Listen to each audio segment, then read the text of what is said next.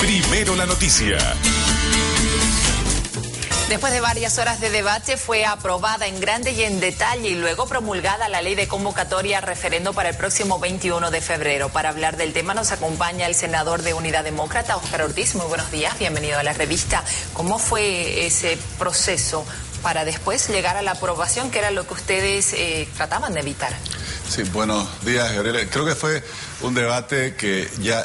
Continúa ese debate que seguramente en los próximos días, semanas y meses se va a intensificar en las calles, en los barrios, en todas las comunidades, porque hace a una de las bases de una democracia, que es cuánto tiempo puede permanecer en el poder un gobernante.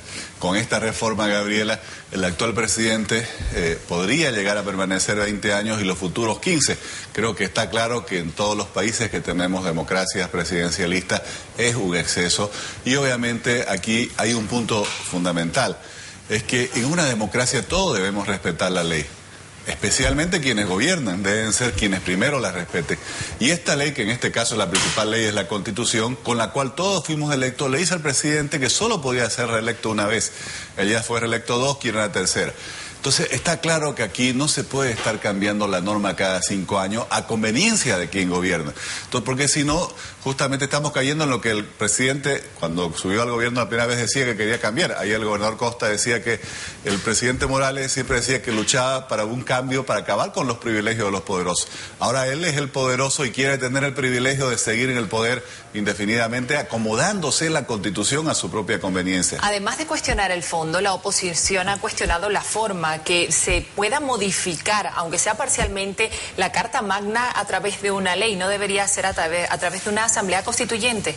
Bueno, aquí hay una diferencia también. Si bien el artículo, que es el número 168, en el cual se limita la reelección, no está en el primer capítulo de la Constitución, sí está cambiando las bases de la democracia que se establecen en los primeros artículos de la Constitución. Eso, según la misma Constitución, no podría ser objeto de modificación en una reforma parcial, sino en una reforma total, que en este caso sería una asamblea constituyente. ¿Eso debería ser observado por el Tribunal Constitucional? Bueno, eso y muchas otras cosas. Le quiero comentar que nosotros hemos presentado varias impugnaciones, recursos y excusas. Solo respondieron una. Hay unas 6 por lo menos pendientes de respuesta. Y según la ley, ellos no podrían haber dado una respuesta favorable, en este caso al MAS, sin por lo menos rechazarnos las nuestras.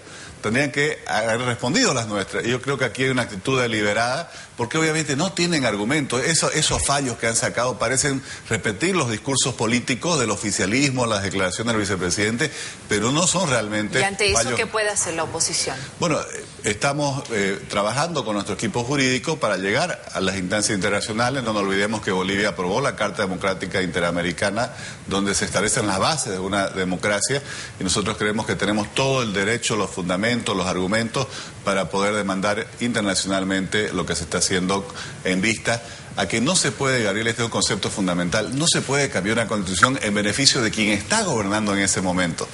Porque quien está gobernando en ese momento se eligió con esa constitución, con esas normas, tiene que cumplirlas. Si esa norma decía solo una vez, tiene que cumplir solo una vez. ¿Pero se podrá revertir con estas denuncias internacionales lo ya avanzado? Bueno, vamos a trabajar paralelamente.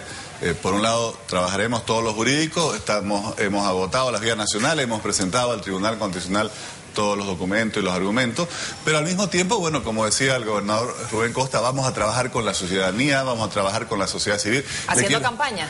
Claro, vamos a ir a las calles, a los barrios, a las comunidades, a los pueblos, porque hay que compartir con la gente, porque es importante votar no para que tengamos una verdadera democracia, para que en el país todos respetemos las mismas leyes, y las leyes pues se aplican para todos, no, que no puede ser que para la gente se aplican las leyes, pero para el presidente y el vicepresidente hacemos una excepción y se las acomodamos a su conveniencia. ¿Cómo, cuándo va a iniciar la campaña? Nosotros estamos trabajando, Gabriela, en todo noviembre. Bueno, no ha sido convocada todavía la campaña, pero estamos estructurando, por ejemplo, en este caso, a los demócratas, y vamos a tener un Congreso Nacional el 5 de diciembre, donde haremos justamente, entre otras cosas, ese lanzamiento de nuestra movilización general para trabajar con la sociedad civil, con la ciudadanía, con las organizaciones cívicas, al fin de asegurar que haya un no contundente. ¿Se van a unir los partidos de oposición con este mismo objetivo? Nosotros hemos dicho que debemos trabajar todos. todas las organizaciones políticas que defendemos los principios democráticos, pero que no debemos absorber, por así decir, quienes estamos en política esta campaña, porque es un tema que no hace a elegir un candidato, hace a reformar, buscando transformar, socavar las bases fundamentales de lo que es un régimen democrático.